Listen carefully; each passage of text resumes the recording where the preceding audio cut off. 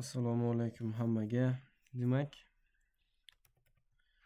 darsda mitoz mavzusi tushuntirilgan edi, lekin meyozga vaqt yetmagandi. Demak, meyoz mavzusini tushunib olamiz. Undan oldin bilishimiz kerak bo'lgan narsalar bor. Xo'p, mitozda aytildiki,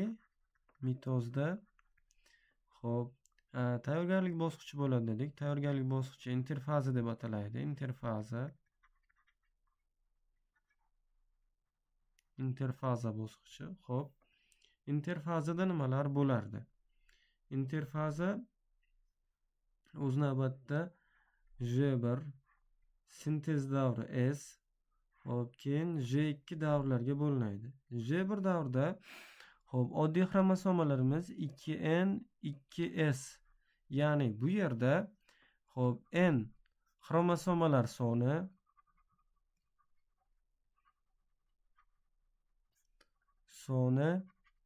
hop, S xromatidalar soni.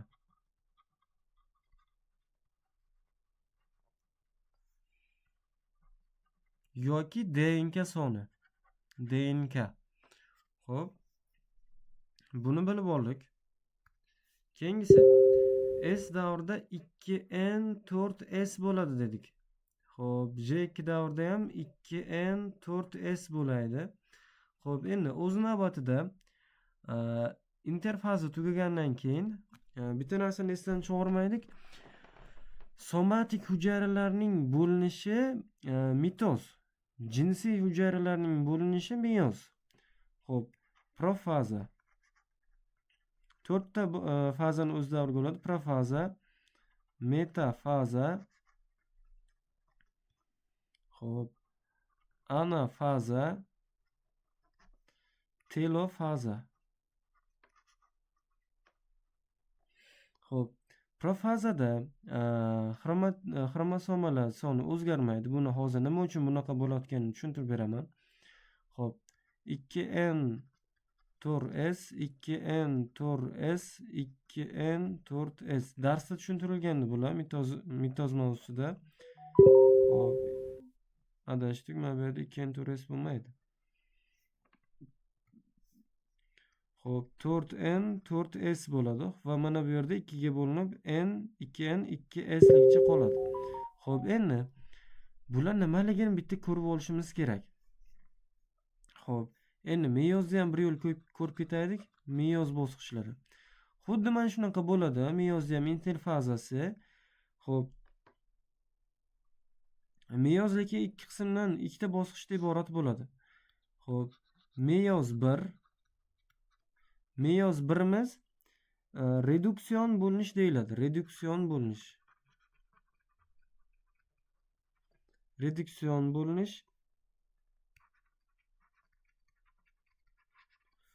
Xo'p, ikkinchisi meyoz 2. Meyoz 2 bu ekvatsion bo'linish.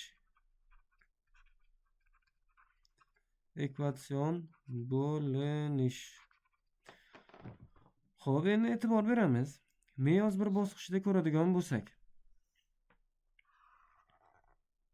Mana bu mitoz bosqichlari.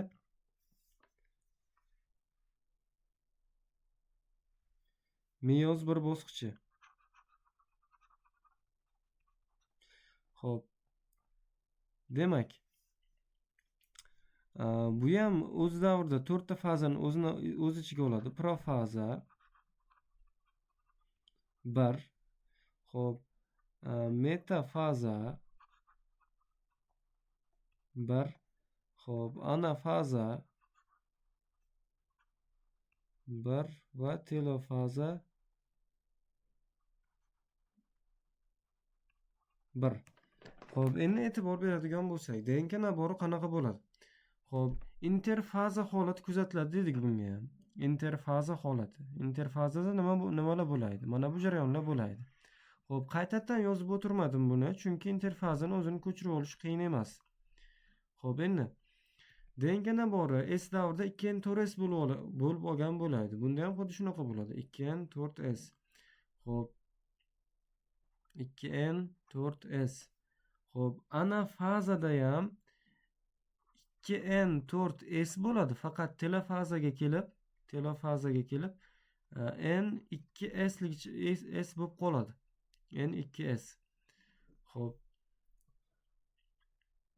Endi xo'sh, meyoz bir bosqichi telofaza 1da tugaydi. Telofaza 1da tugaydi. Hali yana qaytadan qaytib batafsil tushuntirib beraman. Fazalarda nimalar bo'lishini xromosomalar bilan chizib. Xo'p. Interkinez bosqichga o'tadi. Birinchi meyoz bilan ikkinchi meyoz o'rtasidagi vaqt interkinez. Xo'p, nima uchun interkinez kechadi desa, bo'linayotgan hujayra bir marta bo'lingandan keyin dam olish kerak. Xo'p, ya'ni bitta pauza qilib olish kerak. Xo'p, endi meyoz 2 bosqichga o'tadi. Xo'p, bu ham 4 ta fazadan iborat. Profaza 2, metafaza 2, xo'p, anafaza 2, telofaza 2. Xo'p, endi mana bu yerda hosil bo'lgan N2S to'plamli hujayra profaza 2da ham 2da saqlanib qolgan bo'ladi. Xo'p, endi o'zgarmagan holatda o'tadi demoqchiman profaza 2ga. Xo'p, metafazada yana N2S xuddi mitozlikdagi jarayonlar kechadi. Profaza 2da, metafaza 2da ham, anafaza 2da ham xuddi shunaqa bo'ladi. Xromosoma 2N2S to'plamli bo'ladi va telofaza 2da NS to'plamli 4 ta hujayra hosil bo'ladi. Xo'p, endi bu mavzuyimizning kirish qismi edi. Yollanadigan kirish qismi. Asosan masalalarda shular kerak bo'ladi. Endi nazariylarda tushunib olish uchun mana bu 2N2S, N2S yoki NS lar nimaligini bilib olishimiz kerak. Xo'p, boya yozib ketdik tepada mana. N dedik xromosomalar soni, S xromatidalar yoki DNK soni. Xo'p, endi DNK nima edi degan savolga bitta javob qidiramiz. DNK dezoksiribonuklein kislota. Xo'p, bu ikkita zanjirdan iborat bo'ladi.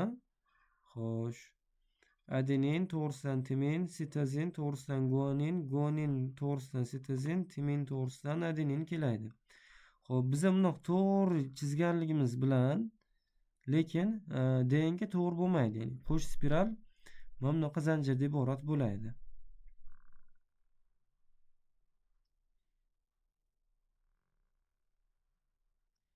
Xo'p, DNK nimaligi esimizga tushdi. Endi xromosoma nima? Xromosoma DNKdan tashkil topgan bo'ladi. Xromosoma mana bunaqa holatda bo'ladi. Ya'ni bitta DNK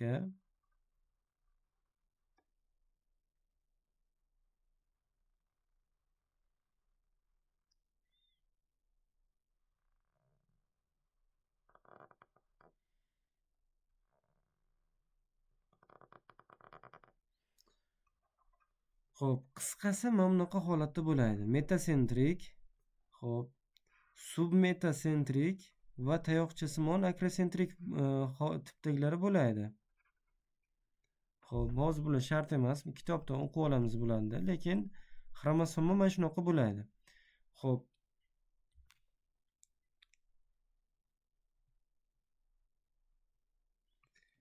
N2S dan boshlaydigan bo'lsak, nima degani bu?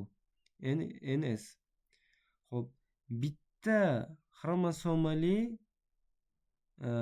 bitta DNKli xromosomalarning gaploid to'plami. Gaploid degani bitta to'plam degani. Xo'p, bitta xromosomali. Bitta xromosoma chizaman.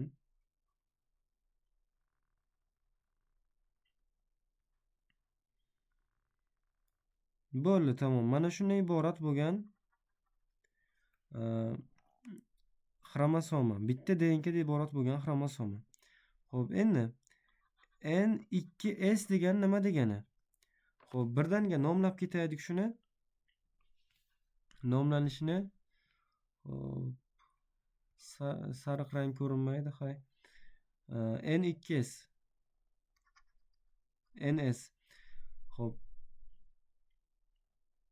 bir DNKli yoki bir xromatidali, bir xromatidali deb ketaylik. DNK nima biladi-ku, xromatidani xromatidali xromosomalarning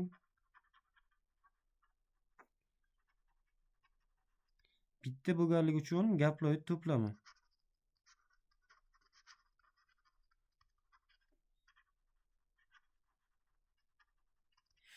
Xo'p, endi e'tibor beramiz. NS ni mana bu yerdan yozib xato qilgan, chalkashib ketib qoladi. Pastdan yozamiz. Xo'p. N2S. Buni shakli qanaqa bo'ladi? Bitta xromosoma, lekin ikkita DNKsi bor. Bitta xromosoma, mana tepada yozib oldikku, N degani xromosomalar soni. S degani DNK yoki xromatida. Xo'p, yozamiz endi. Bitta xromosoma bo'lsin, lekin ikkita DNKsi bo'lsin. Xo'p. Bitta xromosoma, bitta DNK mana ana shundan ikkita bo'lsin deyapti. Mana shu yerda sentromerasini qo'yamiz.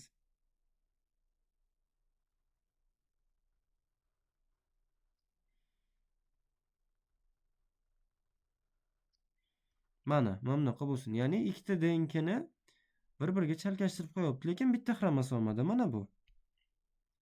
Bitta xromosoma. Xo'p. Buni nomi qanaqa bo'ladi endi? Ikki xromatidali xromosomalarning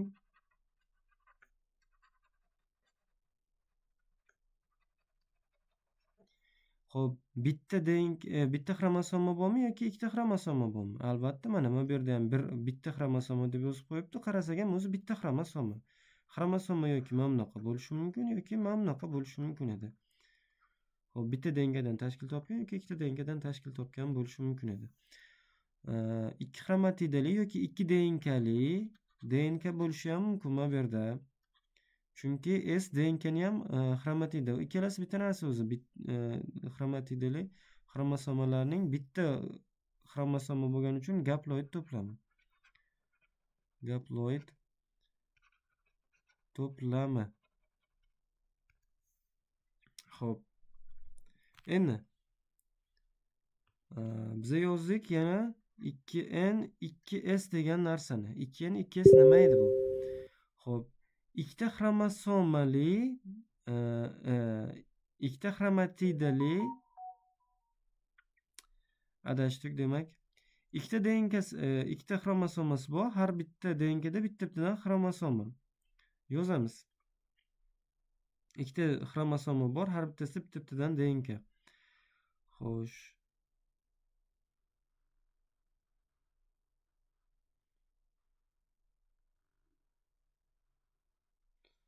Mana bitta.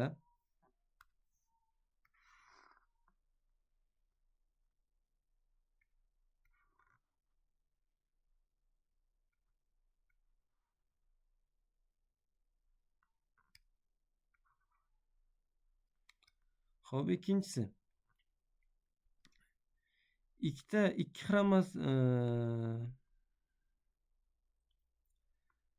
nomini yozaylik qisqasi. Yashil rang bilan ham yozaman buni. Bir DNKli, mana DNKsi bitta, bir DNKli yoki bir xromatidali. Xromatida qavs ichida DNK. Xromosomalarning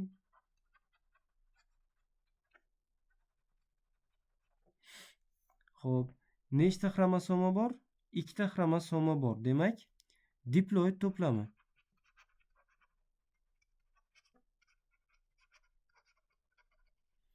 Xo'p, 2N 2S. Bir xromatidali yoki bitta xromosomali, mana qarasak, bitta xromosomada bitta DNK bor. Bir xromatidali yoki DNKli xromosomalarning diploid to'plami. Xo'p, keyingisiga o'tamiz. Yana biz yozdikki, mana bu S davrida, sintez davrida 2n 4s bo'lib ketadi dedik. Bu qanaqa bo'ladi endi? 2n 4s mana bu ns dan 2 ta degani-da, ns dan 2 ta degani.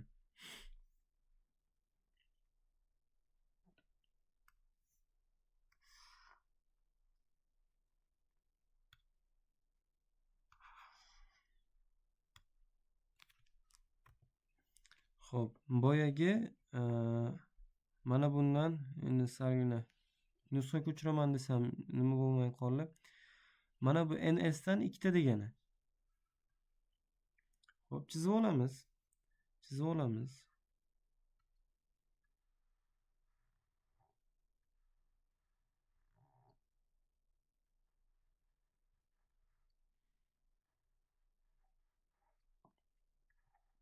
Xo'p, mana shu yerdan birikkan desak, yana bitta chizib olamiz bundan.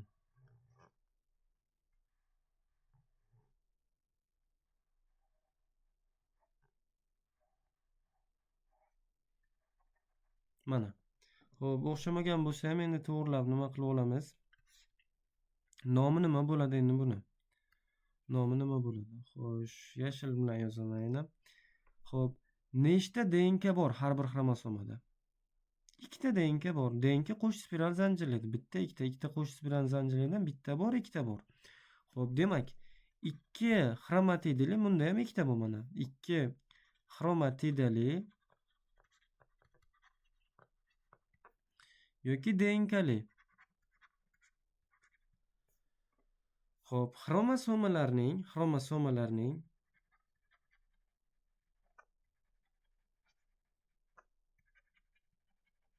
nechta xromosomasi bor endi?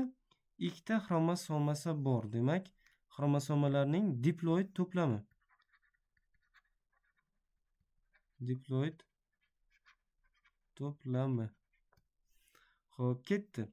Endi oxirgi ko'radiganimiz, oxirgi ko'rishimiz kerak bo'lgan narsa, endi 2 s ko'rdik a. 2 ni 2 s ko'rdik. Oxirgi ko'rishimiz kerak bo'lgan narsa, ya'ni to'plam bizda 4n 4s degan narsa qoldi. Ya'ni bu mitozda kechadi, faqat mitozning anafaza bosqichida kechadi. Ana shu narsa nima deyiladi endi? Ko'rib chiqamiz. Xo'p. Xo'sh, 4n deyapti. Demak, tabiiyki xromosomasi 4 ta bo'lgan. Xo'p, 4 ta xromosomada nechtadan xromatida bo'lgan? Demak, bittadan bo'ladigan bo'lsa 4s ta bo'ladi. Yaxshi, chizib olamiz. Demak, bitta DNKsi bor ekan. Bitta DNK da iborat ekan.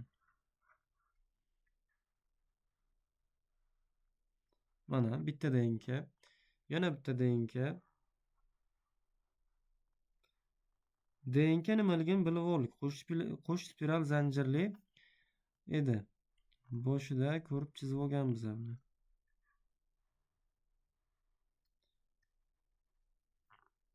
Nuklein kislotalarning axborot saqlovchi qismi demak. Xo'p, mana DNKni chizib oldik. DNKli xromosomalar chizib oldik. Endi buni nomlaymiz. Xo'p, nomi qanaqa bo'ladi endi? Nechta xromosoma bor?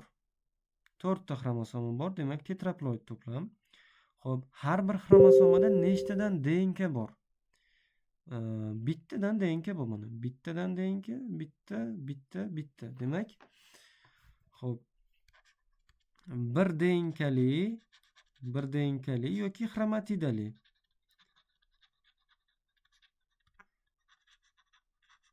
Bir xromatidali. Xo'p, xromosomalarning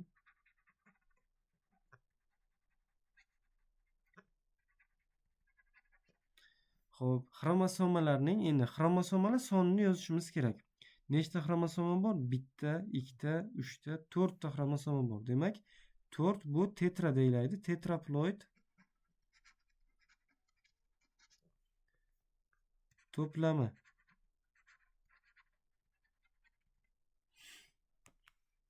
Xo'p, yaxshi.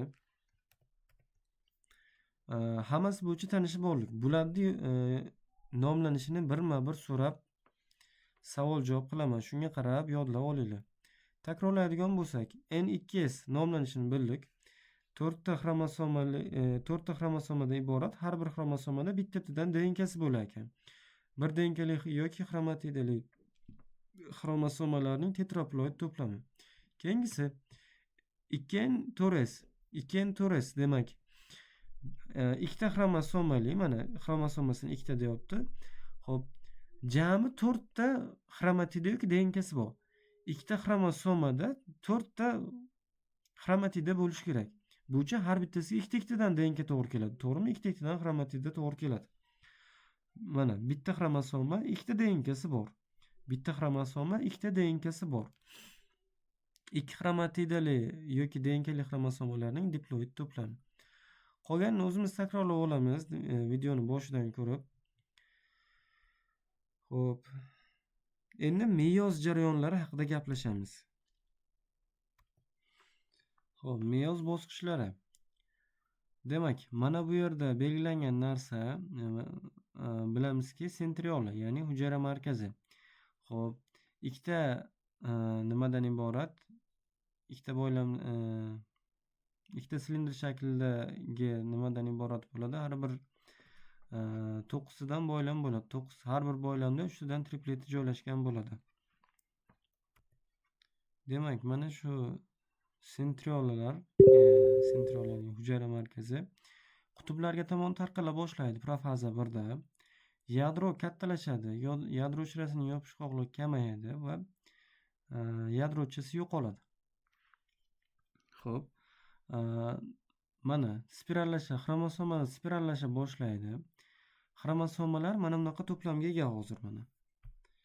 2N4S, ya'ni mana bunaqa to'plamga ega va mana bu to'plamni o'zi xromatidalar tetradasini hosil qiladi. Qaralida, bitta xromatida, ikkita xromatida, 3 ta xromatida, 4 ta xromatida.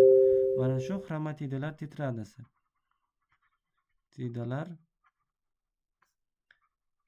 Tetradasi.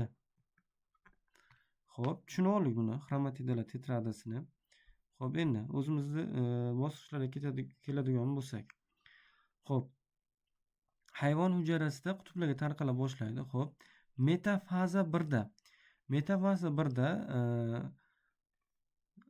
profaza 1da kechadigan ikkita jarayonni esimizdan chiqayotgan ekan qarab. Xromosomalar konjugatsiyalasha boshlaydi. Konjugatsiyalashadi degani bir-biriga yaqinlashadi. Xo'p, konjugatsiya bir-biriga yaqinlashishi, crossing over almashinishi. Konjugatsiyalashgan gomologik xromosomalar almashadi. O'zi gomologik xromosoma nima desa, gomologik xromosoma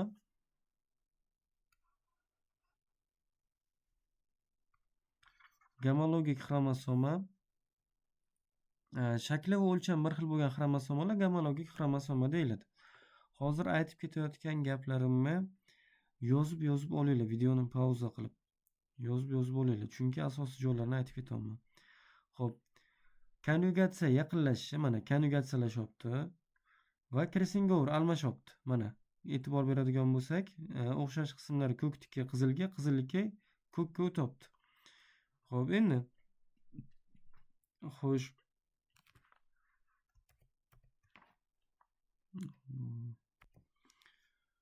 Xo'p, konjugatsiyalashgan xromosomalar, ya'ni yaqinlashgan xromosomalar deyapti. Ekvator tekisligida joylashadi. Mana ekvator tekisligida joylashyapti. Xo'p, bu vaqtda xromosomalar eng spirallanish darajasi eng yuqori holatga kelgan bo'ladi. Xo'p, endi anafaza davrida naborni ham yozib ketaylik. Profaza 1da 2N4S, metafaza 1da ham 2N4S. Xo'p, qanaqa bo'lganligini mana bu yerdan ko'rib bilib olinglar xromosomalar holati. Ya'ni mana 2N4S bo'lsa mana bunaqa, 4N4S bo'lsa mana bunaqa. Xo'p, 2N2S bo'lsa mana bunaqa, N2S bo'lsa mana bunaqa va NS bo'lsa mana bunaqa bo'lar ekan deb o'qilishi bilan birga yodlab olinglar. Xo'p, endi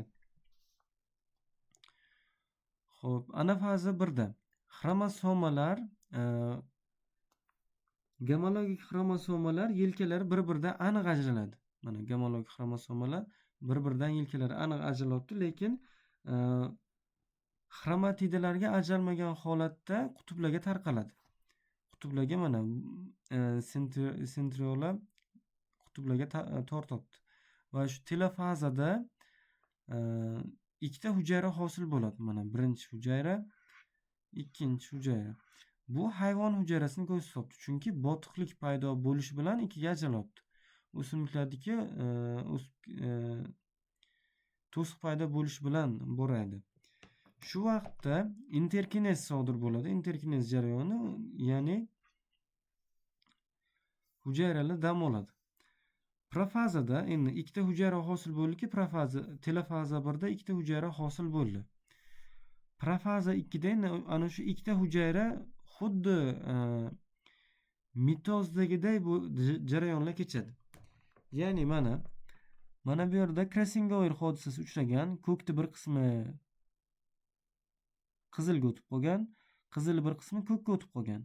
Xuddi shunaqa bu yerda profaza 1da mana bu profaza 1da crossing over konjugatsiya kuzatilgan edi, lekin profaza 2da unaqa jarayonlar bo'lmaydi. Xuddi mitozdagiday jarayonlar kechadi. Metafaza 2da ham xuddi shunaqa. Xo'p, anafaza 2da ham xuddi shunaqa bo'ladi. Telofaza 2da xuddi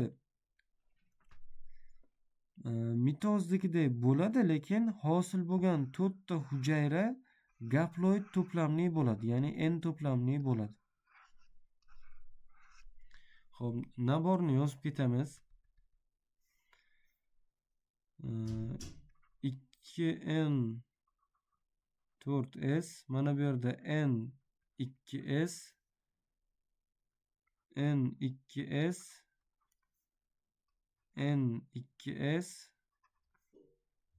2n 2s va mana bu yerda telofazada ns degan hujayralar qoladi. Ya'ni har biri ns dan ns, ns, ns.